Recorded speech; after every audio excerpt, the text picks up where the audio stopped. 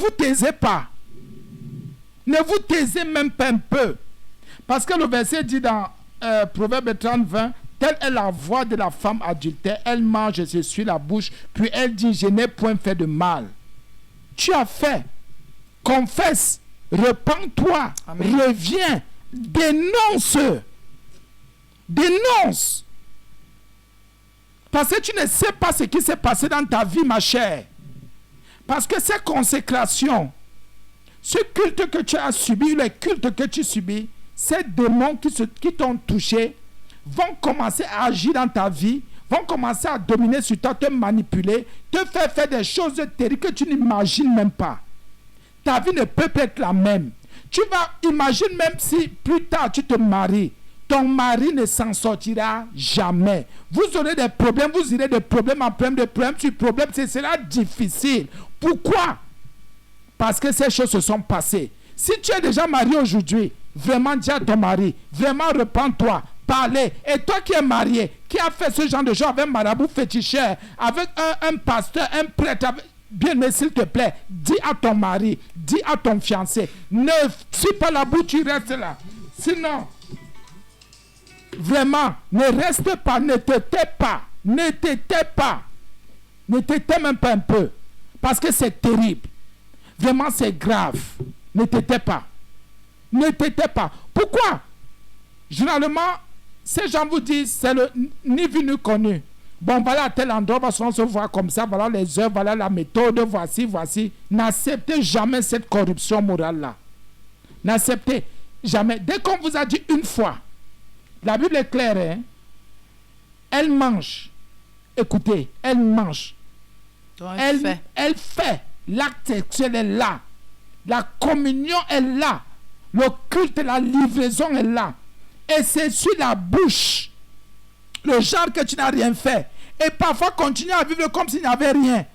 Tu crois que rien ne s'est passé. Tu crois seulement que tu n'as que eu affaire à ce marabout. Mais tu ne sais pas qu'il y a tout un collège de marabouts qui a couché avec toi. Tout un collège de pasteurs diaboliques, sataniques. Tout un collège de personnes des ténèbres qui ont couché avec toi. C'est pour cela qu'il faut que tu te repentes et que tu te détournes. Et c'est très important. Et ça compte beaucoup et ça compte trop. Bien, mes frères et sœurs en Jésus, si tu as ta sœur, moi je le dis pourquoi. Parce que je sais que beaucoup d'hommes de Dieu, beaucoup de marabouts, il y en a qui le font. Et ça, c'est terrible. C'est terrible. On va aller maintenant à un autre niveau. L'orgueil, comme on en parlait. Quand ces gens, ces femmes ou ces gens ont eu des rapports, comme on parlait d'orgueil, ces gens aiment mépriser certaines personnes. Si c'est en assemblée, vous allez voir cette sœur aime mépriser, même si le pasteur Marie veut mépriser la femme du pasteur, mépriser la femme du docteur, de l'apôtre. Ces gens, ces femmes veulent mépriser. Vous voyez, même si c'est le marabout qui a touché, veut mépriser les autres malades, des démons qui viennent. Donc, ce qui fait que ces gens, ces personnes se sentent supérieures. Vous n'êtes supérieur en rien. Ces gens se sentent supérieurs. C'est pour ça qu'on dit qu'il faut revenir. Ne vous taisez pas.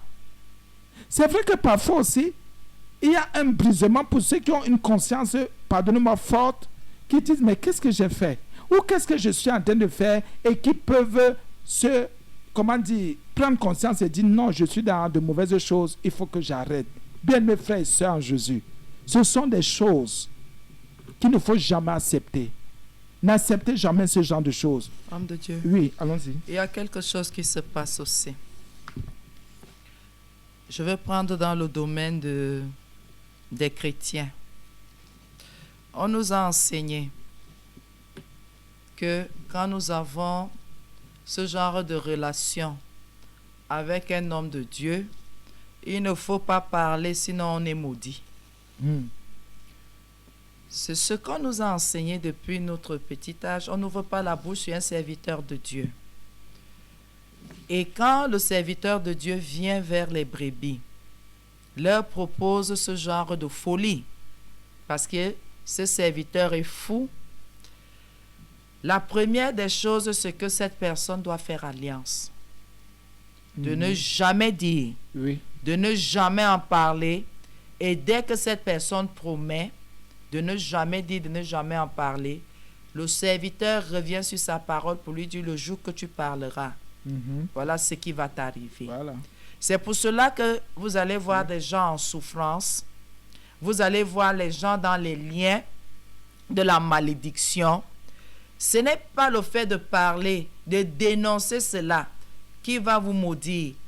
En parlant, c'est la délivrance qui vient dans votre vie. Parce que la Bible dit que c'est en confessant de la bouche qu'on parvient au salut. C'est en confessant nos péchés, notre Dieu est juste et fidèle de nous pardonner. Quand vous faites alliance que vous n'allez jamais parler, parlez de quoi? Un pasteur est là pour t'amener à Christ, pour te montrer le chemin pour le paradis. Un pasteur n'est pas là pour te dire, viens, faisons le mal, et gloire soit à Dieu. Non, jamais. Jamais. Même s'il te dit qu'il n'aime plus sa femme, parce qu'il y a aussi ça. Oui. Il y a cette conviction-là que c'est nous qu'il aime. Je n'aime plus ma femme, c'est parce que je ne peux pas divorcer. La Bible interdit, mais c'est toi que j'aime. Bien-aimé, nous avons quitté le monde. On nous a raconté ce genre de charabia, ce genre de bêtes choses, ce genre de mensonges-là. Nous avons quitté le monde. Quelqu'un vient là où tu veux rencontrer ton Christ, là où tu veux avoir la paix. Il vient encore te raconter ce genre de choses et tu crois qu'il n'aime pas sa femme. Quelqu'un qui n'aime pas sa femme fait quoi avec la femme là dans la maison tous les jours? Et chaque 2 ans, tu vois un nouveau-né dans la maison là. Et s'ils ont même déjà arrêté de faire des enfants, qu'ils ont décidé eux-mêmes, ils te racontent des charabia, ils te racontent des bêtises. Tu n'as pas accepté ce genre et tu n'as pas à faire alliance avec ça. Parce qu'il y a beaucoup d'alliances. Le Seigneur révèle qu'il y a beaucoup d'alliances. Il y a des promesses. Je ne parlerai jamais. Mieux vaut mourir. Tu es déjà morte. Peut-être tu crois que c'est en parlant que c'est là où la mort va venir. Tu es déjà morte. Dès que tu as accepté d'aller avec cet homme, avec ce fou furieux, tu es déjà morte. Tu es déjà séparé de Dieu, même si tu es à l'église, c'est fini. Et si un pasteur peut déjà dormir avec toi, tu t'imagines combien de filles sont en alliance avec lui dans cette église et hors de l'église? S'il peut déjà tromper sa femme sous son nez, tu t'imagines hors de la vue, de la portée de vue de cette femme? Et même si tu as fait des enfants, ce n'est que ta honte, la preuve de ton adulte, de ta mauvaise vie. Il faut faire attention parce qu'il y a des gens qui ne parleront jamais parce qu'ils savent qu'elles ont fait alliance. Si elles ouvrent leur bouche, c'est la folie. C'est vrai. Si elles ouvrent leur bouche, c'est la mort. Si elles ouvrent leur bouche, alors que vous êtes morte depuis. Donc c'est un peu ce que je voulais relever que il faut faire attention. Ce qui ne va pas avec la parole de Dieu, nous devons confesser. Nous devons remettre cela au Seigneur pour qu'il nous garde. On ne peut pas chercher la délivrance dans le pantalon d'un pasteur. Jamais. Il n'y a qu'abomination dans le pantalon du pasteur. Ce qui est dans le pantalon, ce n'est que pour sa femme. Toute femme qui va passer là, et tant que cette femme est vivante, même s'il l'a chassée, même s'il a mis cette femme-là dehors, même s'ils ne sont plus ensemble, bien aimés, tant qu'il est lié, le Seigneur sait que c'est sa femme. Même si tu es là, tu n'es qu'en abomination, tu es dans la folie. Dans les alliances que vous avez pu faire, les promesses, c'est nul et sans effet, le péché est déjà consommé. Et maintenant, il n'y a que les conséquences et les pleurs et les grincements dedans. Donc la seule chose, c'est de revenir à notre premier amour qui est Christ et de nous reprendre. C'est tout ce que nous avons à faire là maintenant. C'est un peu ce que j'avais à relever un peu. Amen. Amen, papa. Oui, nous continuons à dire que ce sont des relations, on voit depuis le début là, qui sont très indignes, très impures. Pendant le culte des ténèbres, il y a quelque chose qui se passe aussi. Il y a la consécration de tous les enfants aux ténèbres, dont le fruit des entrailles est consacré aux ténèbres. Ça veut dire quoi? Les enfants d'avant là, bon, on ne sait pas ce qui se passe, mais si vous commencez à faire des enfants à partir de là, tous ces enfants sont consacrés aux ténèbres. Si vous aviez un enfant avant, 2 avant, ça passe. Même si vous êtes une femme mariée, même si vous continuez des rapports avec votre mari, le fait d'avoir, comment dire, que vous ayez eu des rapports avec un prêtre, un pasteur, un marabout et tout le reste là, tout le fruit de vos entrailles, le reste, les enfants qui viennent après là, sont consacrés aux ténèbres. Et ce sont des enfants des ténèbres. On en parlait tout à l'heure. Donc le fruit le fruit des entrailles est touché. Vous n'imaginez même pas. C'est terrible. Et ce qui fait que dans votre maison, où là vous serez, il n'y aura que, comme on disait tantôt, trouble et tourment. Parce que vous ne pourrez jamais vous en sortir. Et j'ai même oublié quelque part, parce qu'on va voir tout à l'heure, plus que vous devenez quoi? Un agent des ténèbres. Parce que ça fait partie, depuis, on a oublié de dire la partie là, c'est que c'est un recrutement. Une initiation. On vous initie, on vous recrute. Et vous devenez maintenant un agent des ténèbres. Vous devenez, pardonnez-moi de vous le dire, parce qu'il y a eu un culte qu'on vous a présenté. Maintenant, vous devenez les yeux, les oreilles, parfois la bouche de ce pasteur, de ce prêtre, de ce marabout et de ces gens-là. Et vous commencez à travailler pour eux. Vous commencez à travailler pour eux. Vous devenez les agents de ces gens, les agents des ténèbres. Et vous allez voir, et ceux qui en pâtissent, qui en souffrent un peu plus, ce sont vos maris et parfois les premiers enfants que vous avez faits avant que ces gens ne vous touchent. Donc ces consécrations-là sont à un niveau que, mais c'est tellement profond. C'est trop profond. Donc faites attention. Et quand vous êtes agent des ténèbres comme ça, les agents des ténèbres travaillent pour les ténèbres, défendent les ténèbres. Même si vous dites quoi, comme la servante en parlait, il y en a qui ne peuvent même pas témoigner. Jamais. Parce qu'il y a une alliance qui est profonde. Et il faut la défendre parce qu'on est déjà un agent, on a changé de camp. On peut faire mourir que de dénoncer. Et ah oui, justement, et c'est souvent, et parfois même vous oubliez quelque chose. En tant qu'agent des ténèbres, on commence à attaquer votre mari, si vous êtes marié, et on attaque même vos enfants. Parce que là maintenant, vous travaillez pour eux. C'est pour eux que vous travaillez. Avec votre mari, son travail sera attaqué. Ses activités. Si lui-même est encore homme de Dieu, son ministère est attaqué. Vos enfants, les études, tout. Il y a des choses que quand un homme est, il ne peut plus, il ne comprend pas. Or, vous êtes déjà un agent. Et c'est terrible. Amen. Donc, il y a la consécration du fruit des entrailles. Il y a la vie volée. Votre vie est volée, anéantie. Pourquoi? Parce que pendant ce culte des ténèbres, il y a transfert de vie. Ils ont pris votre vie. Ils vous ont donné leurs ténèbres. Et ce sont les ténèbres qui commencent maintenant à régner en vous. Partout où vous êtes, ce sont les ténèbres. Et il y a aussi un problème. Tous ceux qui vont chercher à s'entendre avec vous vont perdre. Parce que vous allez commencer à agir contre ces gens. Si vous savez que telle fille, telle femme, telle personne a couché avec un marabout, un prêtre, un pasteur, un apôtre, un docteur, tout le reste là, ne vous dérangez pas. Coupez les ponts avec cette personne, sauf si cette personne fait une repentance publique. Sinon, on vous dit ce qui est vrai. Même la Bible dit qu'il y a un péché qui mène à la mort et de ne pas prier pour ce péché-là. Bien, faites attention. Il y a des péchés qui sont terribles. Ici, là, c'est grave. C'est trop grave même. Bien, mais il faut des repentances publiques. N'allez pas dans le coin pour dire non. Il faut dénoncer publiquement ce pasteur, ce prêtre, ce marabout, ces serviteurs de Dieu. C'est pour votre bien. Vous allez voir que le Seigneur... Oui, pour leur bien aussi, bien sûr. Vous allez voir que le Seigneur va vous faire grâce. Amen. Le Seigneur va vous visiter. Amen. Bien, mais c'est très important. Donc, comme on a vu tout à l'heure dans Proverbe 30, là, ne suez pas la bouche. Et même si vous avez essuyé, regrettez. Regrettez vraiment. Amen. Et dites, hey, Seigneur, mais qu'est-ce que j'ai fait? On va prendre un autre verset. Amen. Un autre verset. Parce qu'il y en a tellement, mais je crois que Jésus va nous aider. Nous sommes dans Jérémie 3, verset 9. Jérémie 3, verset 9. Il est écrit: par sa crainte et impudicité, Israël a souillé le pays. Elle a commis un adultère avec la pierre et le bois. Oui. Amen. Oui. Vous savez, quand on dit la pierre, on dit le bois, ça a trait à l'idolâtrie. Généralement, il y a un côté, les gens oublient trop le côté-ci. Et les dames qui ont couché avec les pasteurs, les marabouts, les exorcistes, tout ça, ont remarqué qu'il y a toujours idolâtrie. Elles sont toujours en train d'idolâtrer ces gens. Oui. Ces gens deviennent des dieux. Qui tel. Parfois, quelqu'un parle comme ça, vous ne savez pas. Vous vous dites que c'est une relation qui est naturelle. C'est-à-dire, comment dire? C'est-à-dire, le pasteur, c'est sa fille. Oh, pourtant que il y a eu des choses très profondes. très profonde. Il y a une idolâtrie que vous n'imaginez même pas. Ce n'est pas une bonne chose. Ah oui, Israël a fait la même chose. La Bible dit, par sa criante impudicité, Israël a souillé le pays.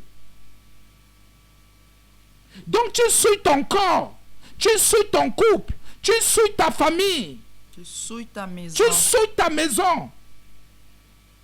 Elle a commis un adultère avec la pierre et le bois.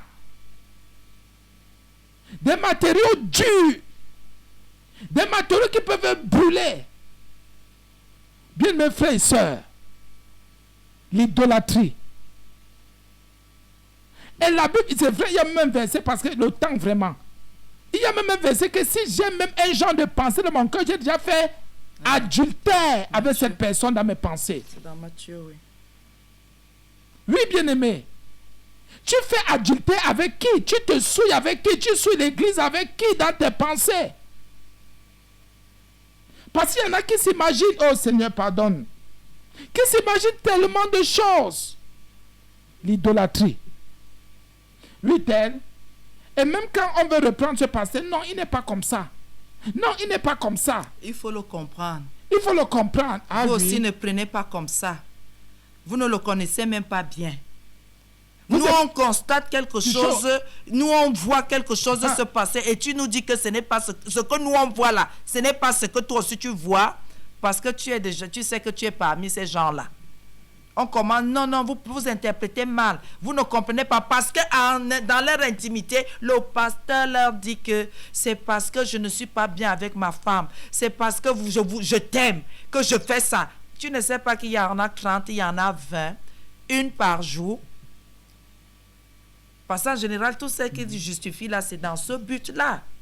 C'est parce qu'elles veulent garder une certaine estime dans leur cœur. Il ne faut pas blesser leur bien-aimé, il ne faut pas blesser leur amour, il ne faut pas blesser leur amoureux. Alors que c'est un bandit. C'est un bandit. Même le marabout, pas seulement qu'il prend de votre argent, il prend de votre corps, il vole votre confiance, il vous souille. Et combien de maladies, combien de femmes ont ramené des maladies de ces relations et elles ne savent même pas par où ça a commencé. Le marabout ne va pas se protéger pour faire quelque chose avec vous. Combien de pasteurs se protègent? Et pourquoi on voit les enfants? Vous croyez que vous n'êtes que la seule avec laquelle il fait? Combien de patrons se protègent? Combien de frères exorcistes nous avons vus? On a des témoignages ici. Un pasteur commence la prière avec l'une de nos filles. Avant qu'elle ne soit notre fille, sa prière, c'est sur le sein de l'enfant.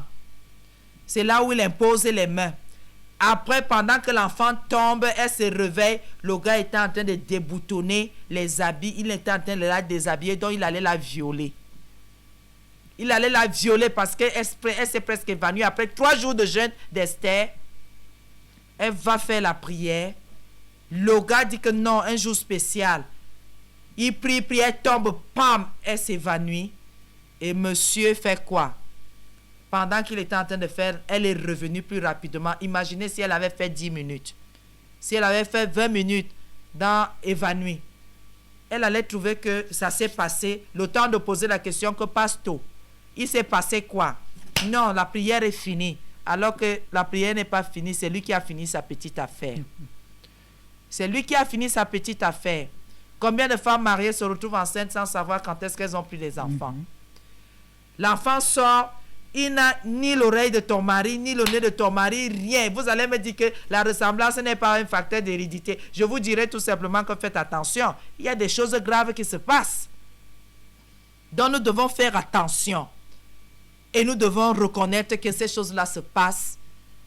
Et nous devons faire attention. Quand quelqu'un, vous voyez, surtout je vais dire quelque chose ici. Pardonnez-moi tous les hommes mariés. Quand vous voyez votre épouse attachée à un pasteur au point de vous faire les problèmes, il y a adultère. Oui. Ne réfléchissez pas. C'est clair. Ce sont des conneries. J'ai dit que vous n'avez rien à m'enseigner, rien à me dire. Vous les hommes là, comme vous êtes souvent là, quoi, le pasteur de ma femme, n'essayez même pas l'amant de votre femme, l'amant officiel. Quand elle porte ses habits, Regardez, accouchez-vous un jour. Donnez-lui le dos, mais épiez-la. Vous allez voir comment elle s'habille pour aller à l'église. Pour dire qu'elle va à l'église et regardez les heures auxquelles votre femme rentre. C'est là où vous allez savoir que monsieur, on vous a tapé d'eau de pluie. Priez, priez, priez. Et dès que vous vous rendez compte que votre femme confie même des choses qu'il ne faut pas à son pasteur, il faut lui interdire cette église. Une femme qui ne peut jamais rentrer sans dire qu'elle a rencontré le pasteur. Dites-lui que vous ne voulez plus qu'elle mette les pieds dans cette église. Oui. Tous les jours, tu rencontres le pasteur. Tous les jours, tu as créé un programme avec le pasteur. Tous les jours, bien-aimé dans le Seigneur, j'enseigne. Je suis prophétesse des nations. Je dis, dès que votre femme commence ce genre de choses, je vous en supplie, allez dans cette église et allez voir ce pasteur que si ma femme remet les pieds ici, je vous fais les problèmes. Il y a la liberté d'association, dites-lui ça en face. Et dites à votre femme, tu continues ça, je vais t'exposer. Quand vous voyez déjà une femme se mettre en colère au point de vous rejeter, au point de vous régner, parce que vous avez dit quelque chose sur un serviteur de Dieu, ne vous gênez plus, ce n'est plus une relation normale. Parce qu'il y a des choses qui se disent en couple. Oui, c'est vrai. Il y a des choses qui se disent en couple. Et on sait parfois que bon, il a parlé comme ça, c'est parce que quelque chose l'a embêté. Mais dès que vous voyez la réaction de l'autre, elle ne vous parle plus. Elle ne veut plus que vous la touchiez. Elle ne veut plus que quelque chose se passe entre vous. Ne vous en faites plus. Ça veut dire qu'il y a un officiel, vous ne devez pas parler de son amoureux. Alors que cette affaire d'église-là s'arrête. Quelqu'un va me parler de la foi le discernement. La foi, le discernement, on ne rencontre pas le pasteur tous les jours, sinon vous n'avez pas de foi. Une femme qui a la foi ne rencontre pas son pasteur tous les jours. Et la première personne qu'elle doit gagner en tant que chrétienne, c'est son mari. Respect, soumission, bonne attitude. Mais quand une femme se rebelle plutôt, se querelle et prend la position comme mon pasteur, ne vous en faites pas, c'est son mari. Et vous êtes hors jeu. Donc je vous en supplie, quand vous voyez certaines réactions à la maison, quelqu'un va me dire que mais c'est comme ça que ma femme fait avec vos enseignements, ce sont nos enseignements. Votre femme ne nous rencontre pas tout le temps, votre femme n'est pas à l'église tout le temps, parce que nous savons qu'il y a des limites à chaque chose. Et nous savons avec le peu de temps que nous avons fait avec le peuple, que quand une femme cherche à trop rencontrer le pasteur et trop parler de sa relation avec son mari, il faut faire attention. Il faut faire très très attention. Tout pasteur qui comprend un peu ce que je dis, c'est qu'il faut mettre déjà des barrières et dire au protocole, je ne veux plus rencontrer cette femme tout le temps. Dès qu'elle demande, il faut espacer les entretiens parce que ça devient autre chose que je ne connais pas. Donc il faut faire attention. Quand vous voyez les crises dans vos maisons, quand vous parlez d'un genre de choses, votre femme est hors d'elle, elle devient insaisissable, on ne peut plus la maîtriser. Sachez que c'est une affaire de coucherie. C'est clair. Je ne peux pas faire que mon pasteur m'enseigne, j'ai respect. J'ai soumission à la parole de Dieu. Mais le seul verset que le Seigneur me donne, c'est que je fasse les choses comme je fais pour Dieu. C'est comme ça que je dois faire pour mon mari. Mais dès qu'un autre homme entre dans ma vie, je peux tuer pour lui. Mon frère, toi aussi, discerne non. Et tu dis à ta femme que je t'ai vu, que ça s'arrête. Si tu ne veux pas les problèmes avec moi. Donc c'est un peu aussi une partie que je voulais relever un peu pour dire que les crises dans les maisons à cause des pasteurs, que les hommes fassent attention. Les femmes, quand elles sont fragiles, quand elles n'ont pas votre attention, parce que vous devez travailler, il y a la famille, il y a ceci, vous avez beaucoup de choses à faire. Quand elles trouvent quelqu'un à qui elles peuvent se confier, et elles se font prendre facilement. Donc on prend la Bible, on commence avec la Bible et après on les dupe facilement. Restez vigilants pour que ces adultères-là ne continuent plus dans le corps de Christ et partout ailleurs. Et une femme qui aime beaucoup les marabouts, faites attention. Dès qu'une femme a déjà officiellement un marabout, sachez que oui, il y a relation. Quand quelqu'un fait confiance, on peut avoir le marabout pour le problème, on ne peut pas faire confiance au marabout. Il donne le remède, on part. Oui, il donne le remède, on part. Et on n'est pas toujours obligé de fréquenter le même marabout pendant 50, 10 ans. Donc, il faut faire attention. Je vous en supplie. C'est dans ce but-là que nous voulons un peu retenir l'attention des gens pour dire, et si vous l'avez fait, et que vous avez oublié, que Dieu n'apprécie pas ça. Et sachez que tous les marabouts ont des femmes. Donc, s'il vous plaît, repentons-nous ce soir. C'est une soirée ouverte à la repentance pour ces choses-là et que Dieu nous bénisse. Amen. Amen. Oui, nous allons prendre la dernière partie Amen. qui est dans 2 Pierre 2. On ne pouvait pas arrêter l'enseignement avant de passer à la prière sans en parler vraiment. Amen. 2 Pierre 2, bon, on va prendre un seul verset. On peut même prendre de 13 à 14. Je lis au nom de Jésus 2 Pierre 2, versets 13 à 14. Il est écrit: recevant ainsi le salaire de leur iniquité, ils trouvent leur délice à se livrer au plaisir en plein jour. Hommes tarés et souillés, ils se délectent dans leur tromperie en faisant bonne chère avec vous. Ils ont les yeux pleins d'adultère, insatiables de péché. Ils amorcent les âmes mal affermies. Ils ont le cœur exercé à la cupidité. Ce sont des enfants de malédiction. Il y a le mot mal affermi. Même aujourd'hui, je vais prendre l'exemple. Depuis là, même les journaux en parlent. Au niveau de l'église catholique, par exemple. Avec la pédophilie, avec l'homosexualité. C'est très grave. Oui. Oui. Nous allons constater que, bien-aimés dans le Seigneur, dans ce verset, la Bible parle des femmes. Parce qu'à partir du verset 12, il dit: mais eux, semblables à des brutes qui s'abandonnent à leur penchant naturel. Normalement, quand nous avons la Bible, nos penchants naturels meurent. Nous ne faisons plus les choses comme des personnes n'ayant pas reçu l'Esprit de Dieu. C'est maintenant la parole de Dieu qui nous dicte notre conduite. C'est l'Esprit de Dieu qui habite en nous, qui nous inspire. Quand maintenant, nous commençons à faire un genre de choses, nous sommes opposés à Dieu, donc nous sommes des rebelles. Nous faisons des affronts. Dans une maison que nous avons appelée la maison de Dieu, ça devient un culte de Satan, un endroit de Satan. Quelqu'un m'a posé la question un jour: pourquoi les femmes sont nombreuses à l'église? J'ai dit que même dans le temps de Jésus, les femmes étaient nombreuses à le suivre. Pour répondre à une question d'une façon naturelle, d'une façon simple. Parce que les femmes ont toujours recherché le Seigneur. Mais elles sont devenues des proies. Elles sont devenues des proies. Parce que la Bible dit, en s'abandonnant à leur penchant naturel, et qui sont nées pour être prises et détruites. Ils parlent d'une manière injurieuse de ce qu'ils ignorent. Donc, ils parlent de la parole de Dieu d'une façon injurieuse. Et ils périront par leur propre corruption. Recevant ainsi le salaire de leur iniquité, ils trouvent leur délice à se livrer au plaisir en plein jour. Les beuveries, les adultères, les impudicités, les rendez-vous, ils ne se jeûnent même plus. Parce que tu as 1000 francs, tu as 2000 que tu n'avais pas hier, tu commences à aborder les femmes n'importe comment, et c'est comme ça que, ambassadeur de Christ, tu salis l'image, tu salis l'éthique de Christ. Et quelqu'un va me dire que l'éthique de Christ reste intacte, mais tu es un ambassadeur. Si tu représentes ton pays, le Cameroun, quelque part, et tu fais du n'importe quoi, ce n'est pas normal, ce n'est pas pour ça que le pays t'a envoyé là-bas. Et maintenant, tu es un ambassadeur du royaume.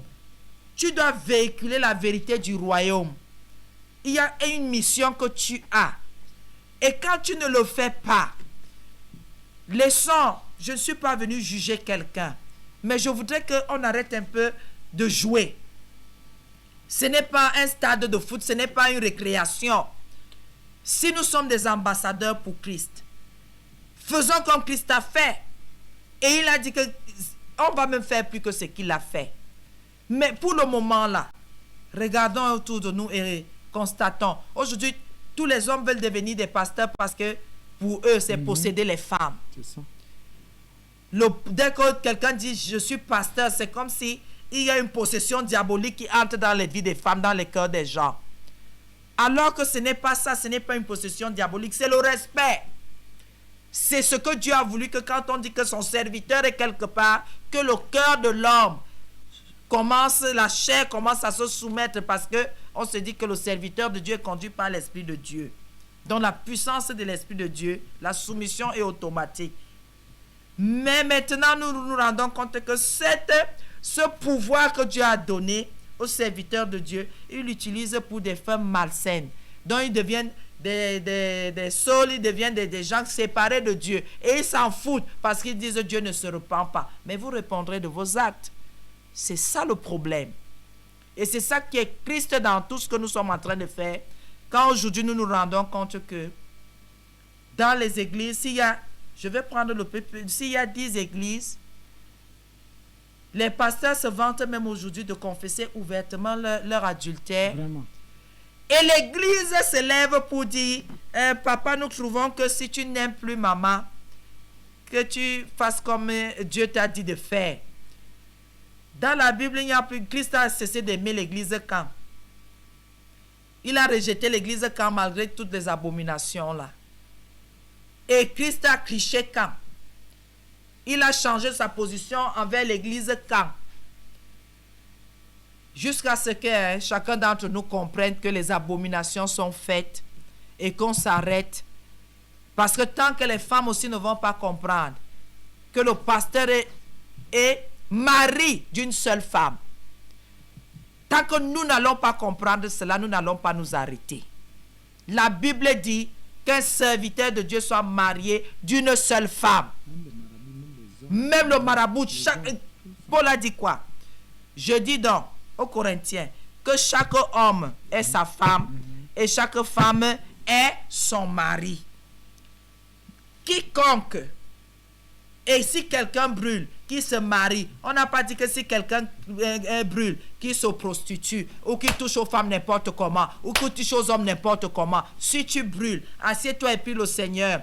Au premier homme qui se présente, tu dis tu cherches une femme, s'il dit oui, marions-nous, c'est tout. Donc c'est un peu ce genre de choses-là que nous devons partager avec le peuple ce soir. Et je crois que le Seigneur nous a vraiment fortifiés. Oui, amen. Oui. Je voulais aussi, s'il vous plaît, ajouter quelque chose. La Bible dit dans 1 Pierre 3, 7, je vais lire au nom de Jésus. 1 Pierre 3, 7, 1 Pierre 3, 7, oui, c'est très 1 Pierre important. 3, Oui. Pardonnez-moi, Oui, je vais me retrouver. Oui, parce que c'est aussi très 1 important. Pierre 3, 7, il est écrit, Oui. Marie, montrez à votre tour de la sagesse dans vos rapports avec vos femmes, comme avec un sexe plus faible. Honorez-les comme devant aussi hériter avec vous de la grâce de la vie. Qu'il en soit ainsi, afin que rien ne vienne faire obstacle à vos prières. Amen. Amen. Il y a certaines dames qui tombent entre les mains des gourous, des féticheurs, là, des marabouts, des pasteurs, des faux pasteurs, je vais dire, des prêtres, de ces docteurs, faux docteurs évangélistes là. Pourquoi? Parce que parfois aussi le mari. Ah oui. Pourquoi? Parce que la Bible dit qu'il faut que le mari montre à son tour de la sagesse dans ses rapports avec sa femme, comme avec un sexe plus faible. Ah oui. Honorez-les. Il y a des femmes, on ne justifie pas l'attitude des femmes, on dit aussi que c'est à l'homme d'honorer sa femme, même si elle ne fait pas d'enfant, même s'il y a des choses qui ne vont pas, Amen. que l'homme sache honorer sa femme. La traiter avec du respect. Avec beaucoup de respect, oui. vraiment. L'aimer. Oui. La supporter, même si elle ne fait Faire pas attention encore à elle, d'enfant, oui. même si c'est comment, même si elle n'a pas de travail, parce qu'il y en a qui laissent les femmes se pavaner, monter des arbres, parce que bon, comme elle n'a pas de travail, m'en fout d'elle, il rapporte, elle ne fait pas d'enfant. Non! Vous ne les exposez pas au diable, aux ténèbres, au culte des démons. Vous allez en souffrir après. Parce qu'il y a des hommes qui n'ont pas appliqué 1 Pierre 3, 7 et qui s'en plaignent maintenant, eux-mêmes ils sont déjà dans le tourment. Et pourtant qu'il fallait juste, dans leur rapport avec leurs femmes, faire comment? Montrer de la sagesse. Parce que la Bible dit que comme avec un sexe plus faible, ah oui, plus faible, il faut honorer, il faut respecter sa femme. Amen. Il y a beaucoup de jeunes filles, beaucoup de femmes qui sont tombées vraiment parce qu'il n'y a pas eu respect. La Bible dit comme devant aussi hériter. Parce que généralement, on ne défend pas, hein, sachez-le, mais nous sommes en train de dire que nous, maris, nous avons aussi une grande responsabilité. À un moment donné même, les femmes tombent parce que les hommes ne font pas ce qu'il y a à faire. Or, elles vont hériter aussi avec nous de la grâce de la vie. Il faut qu'on fasse attention. Qu'il en soit ainsi, afin que rien ne vienne faire obstacle à la prière, à nos prières. Donc, on comprend. Ça veut dire que quand ta femme, un marabout a touché à ta femme, un pasteur, un prêtre, un faux pasteur, des faux là, sachez que vous ne pourrez plus prier normalement. Il y a des obstacles. Si vous ne respectez pas votre femme, voilà déjà les obstacles. Donc, soyez prudents et vraiment que les gens se repentent, les hommes et les femmes, les pasteurs, les prêtres, les marabouts, tous ceux qui écoutent là, qui ont touché aux femmes d'autrui, qui ont touché aux femmes au temps qu'ils étaient supposés être des sacrificateurs, supposés enseigner, conduire, prier, mener le peuple au salut. Ces gens-là ont profité de leur faiblesse, ont profité peut-être de leur ignorance ou bien de leur soif de vouloir être guéris, délivrés, libérés. Vraiment, s'il vous plaît. Ou bien, ceux qui ont participé comme ça, pour dire, bon, je vais un peu essayer à quoi ça ressemble. Il vous faut faire des délivrances et des repentances publiques. Et les choses vont changer. Que le Seigneur nous bénisse. Bon, nous sommes à la fin de notre émission, bien-aimés. Nous bénissons le Seigneur de s'être manifesté dans la vie de nos bien-aimés et de nous-mêmes, de nous avoir édifiés, de que son esprit soit encore en éveil dans notre vie, qu'il soit le premier. Nous bénissons ce programme qui a sûrement impacté nos vies, nos maisons, la vie de nos frères et sœurs. Et nous rendons grâce à Dieu pour sa puissante main qui s'est encore manifestée. Et nous lui disons merci pour son amour immense. Nous allons remettre la parole au serviteur de Dieu qui doit finir par une prière. Oui, bien-aimé, au nom de Jésus, nous allons prier. Toutes celles qui ont eu des rapports sexuels avec des féticheurs, marabouts, exorcistes, fétichistes, enfin tout le reste là, les docteurs, les pasteurs, les prophètes, les apôtres, restez disposés. Seigneur Jésus, je te prie parce que tu es le Dieu qui pardonne les péchés. Il y en a qui l'ont fait consciemment, d'autres c'était parce que c'est l'ignorance, Seigneur. Je te prie pour ta miséricorde dans les vies, je t'en supplie. Je te prie de pardonner, que ton sang parle en leur faveur, je t'en supplie, s'il te plaît. C'est pour ça que je te prie pour que ces consécrations-là s'arrêtent maintenant, je t'en supplie. Que ces consécrations tombent, lâchent et libèrent, Seigneur, et que les paroles qui avaient été prononcées, les paroles qui avaient été déclarées, qui avaient été dites, soient annulées au nom de Jésus. Je te prie, Seigneur, pour que ton onction, ton autorité, que ton esprit commence à toucher ces enfants maintenant, pour que ces enfants soient totalement libérés. Je te prie, Seigneur, toi qui libères ton peuple, toi qui libères ton peuple, toi qui libères ton peuple, toi qui libères ton peuple, je te prie pour que tes enfants soient libérés, soient disposés, bien-aimés, toi qui as été abusé, qui a été touché, au nom de Jésus, sois libéré maintenant. C'est le Seigneur Jésus lui-même qui te touche, sa parole te touche, sa parole te touche, au nom puissant de Jésus, sois libéré. Que les portes ouvertes se ferment maintenant. Amen. Que toutes les portes ouvertes se ferment. Que les fardeaux, les charges, les culpabilités libèrent. Au nom puissant de Jésus. Au nom puissant de Jésus. Amen. Que les consécrations, ces cultes-là, soient annulés maintenant. Au nom de Jésus. Que les agents, vous qui étiez déjà les agents des ténèbres, dans vos maisons, dans vos familles, au nom puissant de Jésus, que ces territoires maléfiques la lâchent maintenant. Au nom de Jésus, que vos mandats soient annulés. Comme il y avait des mandats de 2 ans, 3 ans, 5 ans, 10 ans. Au nom puissant de Jésus. Merci, Seigneur, pour ton sang qui purifie les ventres, qui purifie les âmes, qui purifie aussi le fruit des entrailles. Au nom puissant de Jésus. Merci, Seigneur, parce que tu es Dieu. Merci pour ton esprit qui touche, qui agit.